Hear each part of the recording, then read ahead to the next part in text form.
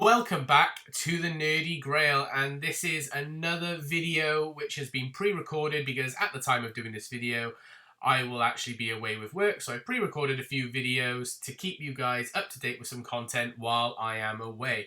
So what is this video going to be about? Well, this is only the second time I've ever done a predictions-based video, but it's not so much going to be a predictions-based video, it's going to be more of a discussion and thoughts-based video.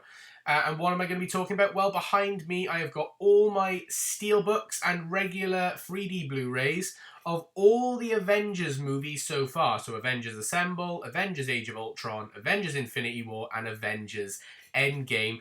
Because we've been getting a lot of Marvel news lately in regards to the brand new Avengers movie, Avengers Doomsday.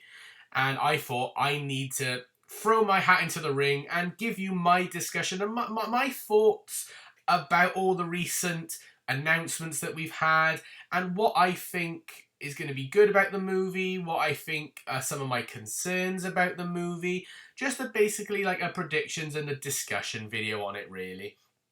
Because obviously, as we all know, the world was graced to a massive shock last year at San Diego Comic-Con, and if you know what I'm talking about, you know what I'm talking about. Yeah, I am, of course, talking about the time when Mr. Robert Downey Jr. decided to return to our screens in the MCU, or will be returning to our screens in the MCU, not as Iron Man as far as we're aware at this time, playing Doctor Doom, which is going to be intense, and I can't wait to see how that's gonna go down. But also then, a couple of days ago, we finally got the announcement that Avengers Doomsday is now in production, and we got this neat little panning shot of loads of studio chairs with the names of actors and actresses returning to reprise their roles, and then Mr. Robert Downey Jr. was sat right at the end of that, shushing the camera, and then boom, they told us Avengers Doomsday is now in production.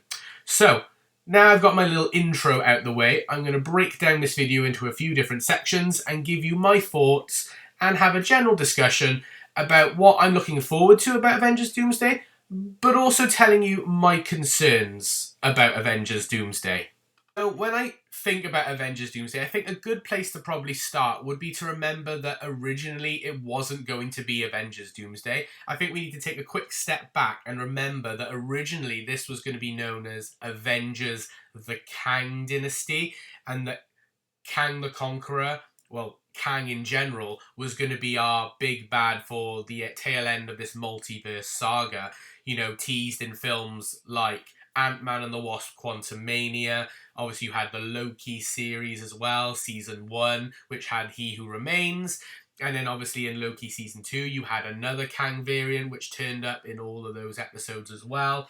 You know, and then in the post-credit scene of Ant-Man and the Wasp Quantumania, you had multiple scenes. You had obviously all the Council of Kangs, where they're all doing their cheering, that they're going to, you know, invade and take over and conquer, now that Kang the Conqueror variant has been destroyed supposedly by Ant-Man in Ant-Man the Wasp Quantumania. And then we had 3 other variants of Kang that were teased in another credit scene. I had to write them down to remember. We had Immortus, Centurion, and Rama Tut, who were all going to pop up at some point. I believe that one of the plans for Moon Knight Season 2 was going to focus on the Rama variant of Kang. You know, they were going to go along that line.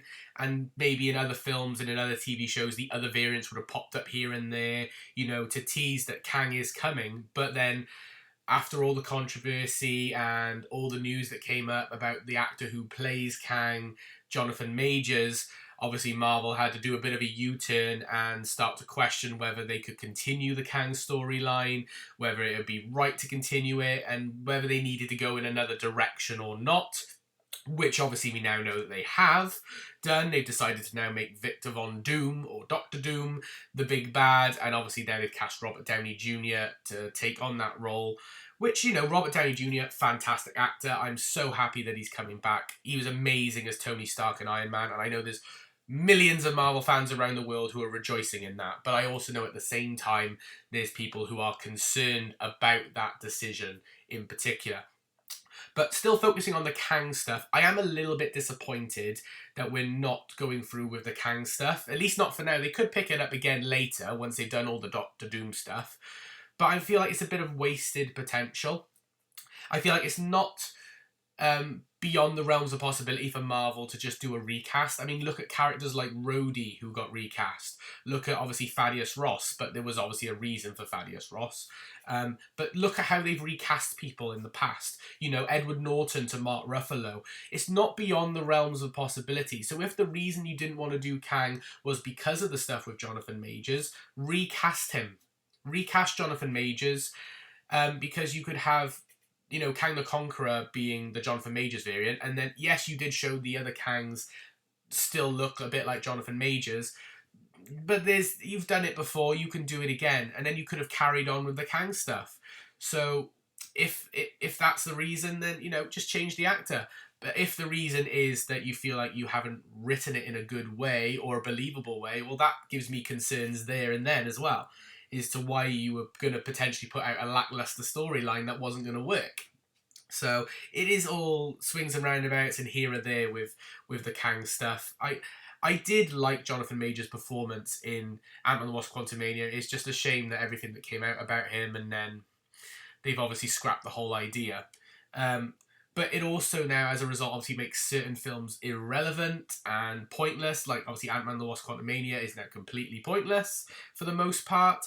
You know, you've got seasons like Loki, which, you know, they build up the different variants of Kang, which now are going to probably lead to absolutely nowhere. You know, I just hate that wasted potential, you know, and that is a problem for me in regards to all the Kang stuff. You know, and that we're not having the Kang Dynasty now, at least for the time being. Like I said, they could pick it up further down the road, but will they, won't they? Who knows, if I'm being perfectly honest. But I just thought, before delving into Avengers Doomsday, it was worth, you know, going back and quickly discussing what was going to be the case beforehand, what we were going to focus on, before then moving on to talking about Avengers Doomsday. Avengers Secret Wars, the second part of this, and the next Avengers after Doomsday is still going ahead as usual, because originally it was going to be Dynasty and then Secret Wars, but now it's just Doomsday and Secret Wars. So, you know, we'll just have to see how it goes. But now that I've talked a little bit about Kang and how we were originally going to go about things, let's now talk about Avengers Doomsday, the casting of Robert Downey Jr., some of the other casting announcements, and whether I actually think this is going to work or not, or whether I think we're starting to teeter towards what potentially could be the downfall of the MCU, but my fingers are crossed that it won't be. Okay, so like I said before, now that we've talked about what came before, what was going to be before, so all the Kang stuff, now let's focus on Avengers Doomsday, what we're actually going to get and who we've got. So obviously, yeah, we're replacing Jonathan Majors as Kang for Robert Downey Jr. as Victor Von Doom, Doctor Doom, which it will be really interesting to finally see Doctor Doom done in the MCU. So that's something I'm looking forward to. And like I said, I am looking forward to seeing Robert Downey Jr. back again, because he did a fantastic job as Tony Stark and Iron Man, and we've all missed him. Let's be real, we have. He's been gone off our screens for Marvel since 2019, so it's been 6 years, so it will be nice to see him yet again. But by also casting Robert Downey Jr., that does also play into some people's worries and my potential worries with Avengers Doomsday and with the MCU in general, to be honest. Because as we know, not just in Marvel, but DC have done it, Disney do it, other movie franchises like Jurassic Park have done it, Ghostbusters have done it. We're in an age now where nostalgia seems to be something that's creeping in more and more. If you show us what we had before, it seems to get people drawn in. But now I think we're starting to get a bit tired of it now, and also it seems to be like we're resorting to that because they're out of new ideas, and that's my core problem. I love Robert Downey Jr. I'm glad he's back, but I cannot deny that I share a similar thought that some people do. Is this desperate? Is this Marvel getting desperate because they know how popular Robert Downey Jr. is and what came before? Because everything up till Avengers Endgame was seen as peak, pretty much. There was a couple of flops here and there, but everyone thought the Infinity Saga was brilliant, and then after the Infinity Saga is when more and more flops in Marvel started to creep about. And, and that's when after Robert Downey Jr.'s time. So bring back Robert Downey Jr., show us what we had before, and maybe that'll bring the hype back up. And that's sort of the vibe I'm getting. And it just screams of desperation and last chance. If people don't like this still, then what are we going to do? They seem to be like almost out of ideas. Like they almost don't have faith to cast someone completely different as Doctor Doom. So they're like, no, let's get someone that we know they love and that will work. And that's a bit of a concern for me. Another concern is obviously how are they going to tie this up with other characters? Now at the moment, in terms of the new cast, or the cast that's been announced, they haven't announced characters like Tom Holland's Spider-Man hasn't been announced to be in it, and probably won't be. We probably won't see him until Secret Wars. But, there's certain characters that are really linked to Tony that's going to be weird them seeing him again. We've got a couple, such as Chris Hemsworth, what has been announced to be coming back as Thor, so it'll be interesting to see his thoughts. Obviously, Anthony Mackie is coming back as Sam, the new Captain America. He knows Tony, so that'll be interesting to see. Bucky Barnes, Sebastian Stan is coming back as the Winter Soldier. He knows Tony, so that'll be interesting. You've got other people who have been with Tony a little bit, Paul Rudd is coming back as Scott Lang, Ant-Man, so that will be interesting to see where he's gone from here, because, like I said, Ant-Man and the Wasp: Quantumania was the last time we saw Scott, but now that everything with Kang has been scrapped, how are they going to write Scott? Is he going to talk about Kang at all, or what's going to happen? Is it just going to be brushed over and ignored? That's what's going to be interesting for me. If anything Kang related will be said by Scott in Avengers Doomsday. That's what I'm interested with. We also had other cast announcements, we're going to get all the Fantastic Four who are going to be in Fantastic Four: The First Steps, which comes out just before Avengers Doomsday. I reckon they're going to set that up in that movie. My prediction for that is that probably the post-credit scene, or towards the end of Fantastic Four: First Steps, we're going to get a tease of Robert Downey Jr.'s Doctor Doom. Whether he'll say a line or whether it'll just be a visual representation, I reckon we will get a tease of Doctor Doom in that movie, because, Fantastic Four and Doctor Doom go together like bread and butter. So I think we could see that. There's other characters that are finally coming back after ages, like Shang-Chi, because he's been forgotten about for a while. Shang-Chi's back. All the Thunderbolts are coming back, apart from Taskmaster at the moment. Taskmaster's the only one that's not been cast, and that has also led to speculation, is Taskmaster going to survive Thunderbolts? Because why would you cast all of them apart from Taskmaster? So did that spoil Thunderbolts? Who knows, we'll have to wait and see, or is there a reason for it? But what I also find really interesting is that a lot of the original X-Men got cast in this.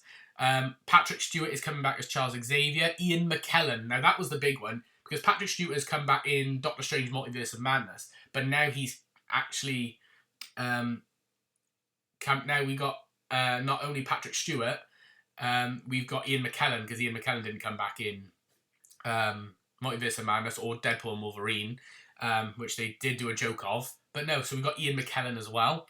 But we've also got other characters as well. We got Nightcrawler, we got James Marsden coming back as Cyclops, and we got Mystique. And these are all the original ones from X-Men 2, X-Men The Last Stand from 2006. We're getting the original ones. So it almost feels like it's X-Men, that timeline now merging with the MCU. We're going to get them all crossing over, because we had Beast as well at the end of the Marvels. So that's going to all link together, I think.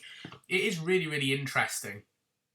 Then we got some other characters. Obviously, we've got Robert Downey Jr., Namor's coming back as well. That was another one that popped up on the list. Namor from Black Panther: Wakanda Forever. And as well as that, we also got Shuri, who's the new Black Panther. So that's going to be interesting as well. Are we going to see a bit of a time jump? Because at the end of Black Panther: Wakanda Forever, we saw that there was a new little child who has the similar name to T'Challa. And, are we going to get that person grown up and being trained in the ways of Black Panther as well? Who knows? It is all really interesting. And another good casting announcement that I've got, because I got the list down here just to remind me, because there was so many. Channing Tatum as Gambit from Deadpool and Wolverine is coming back, which I think is really interesting, because I loved his character, and I just thought it'd be really interesting now to see him incorporate with other superheroes as well. So I think that will be really, really good and really interesting. Tom Hiddleston finally, Tom Hiddleston's coming back as Loki, so we're finally going to see Chris and Tom team up again after so long. I think like 8 odd years. Well, Avengers Infinity War was the last time they were properly on screen together. So I can't wait for that. That's going to be amazing. And maybe we'll get to actually see, you know, how Loki's fate at the end of season 2 ties into all this as well. So hopefully it'll all tie everything together in a neat little bow. So I'm really looking forward to that. So I've been talking a lot about things that I'm looking forward to, but like I said, I do have some concerns. My concerns are just, how are they gonna merge these all together in a neat little bow? Is it gonna make sense? Is it gonna like mess things up? And are Marvel running out of ideas by casting Robert Downey Jr. as Doctor Doom? But also the fact that they've had to rewrite stuff as well, because obviously they had all the Kang stuff in the pipeline.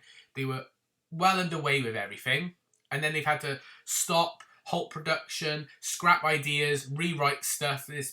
And whenever Marvel rewrite things, it always can go a bit wrong. Like the rewrites you've had for like Captain America: Brave New World, you know, in Agatha all along, the amount of times the title changed and everything. Every time there's been major rewrites, things have not gone smoothly. So I do have my concerns there. Is this another version of that?